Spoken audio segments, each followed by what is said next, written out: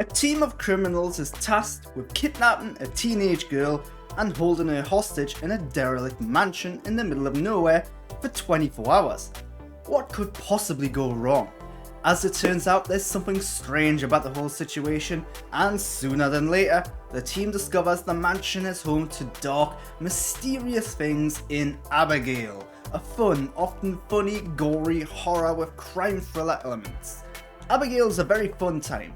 It's a film that mixes genres and plays with tone in very cool, good ways, and the directors do a great job of balancing all those elements, making for an enjoyable time throughout. As a horror film, it relies on tension and spooky situations rather than jump scares. As a comedy, it mixes in some great one-liners, with Kevin Durant being the MVP of the comedic bits. And there's plenty of action and thrills too. In many ways, the film starts life as a crime thriller, it then transitions into a horror comedy, but it never ventures into spoof territory, which is smart. There are twists and turns, surprises and reveals throughout. Sadly, the biggest twist is spoiled in the trailer for the film. Do not watch the trailers, seriously, don't. There are other surprises, but knowing the big one does hamper the mystery and tension of the film in its first half, where the characters are trying to figure out just what's going on. Much of the first half of the film is a mystery film, but there's no mystery thanks to the trailers. It's a stupid example of marketing that could very easily have been avoided.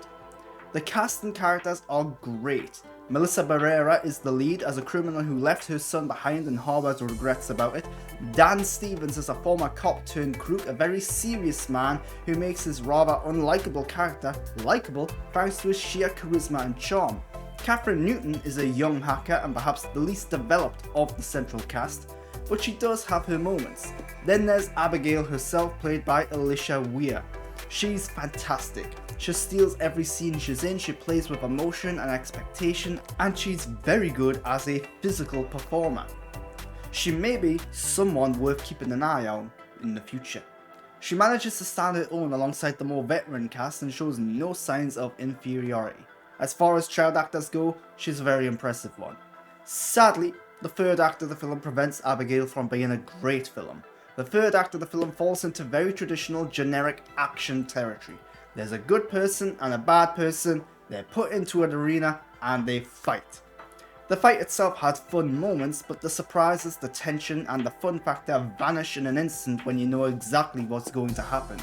It's disappointing that a film so dedicated to subversion and twisting tropes and playing with genre ends on a very traditional, familiar note. Abigail is a good film and a very fun time.